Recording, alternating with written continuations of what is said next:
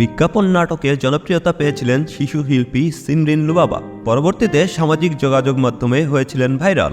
ইচ্ছা ছিল অভিনয়ের মাধ্যমে নিজেকে আরও দূর এগিয়ে নিয়ে যাবেন, থাকবেন দর্শক হৃদয়ে। তবে হঠাৎ করেই জানা গেল তাকে আর দেখা যাবে না পর্দায়। শুধু মিডিয়া নয়, প্রকাশ্যে আর মুখও দেখাবেন না বলে জানা গেছে। ইতিমধ্যে মেকআপ শুরু করেছেন সিমরিন লুবাবা।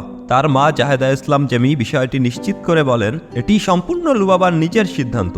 মিডিয়ায় কাজ করলে যেহেতু মুখ দেখাতে হয়, তাই এখন আর কাজ করা সম্ভব নয়। সংস্কৃতিমনা পরিবারে বেড়ে ওঠা লুবাবার অভিনয়ের শুরুটা ছিল বেশ ছোট বয়সেই। তার দাদা ছিলেন প্রখ্যাত মঞ্চ ও টেলিভিশন অভিনেতা প্রয়াত আব্দুল কাদের। দাদার অনুপ্রেরণাতেই ক্যামেরার সামনে দাঁড়ান লুবাবা। শিশুশিল্পী হিসেবে নাটক, বিজ্ঞাপন ও মডেলিংয়ে নিয়মিত কাজ করে খুব অল্প সময়ে দর্শকের পরিচিত মুখ হয়ে ওঠেন তিনি। তবে সময়ের সঙ্গে বদলেছেন ভাবনা। লুবাবার মা জেমি জানান, ধর্মীয় বই পড়তে পড়তে লুবাবার ভেতরে এই পরিবর্তন আসে।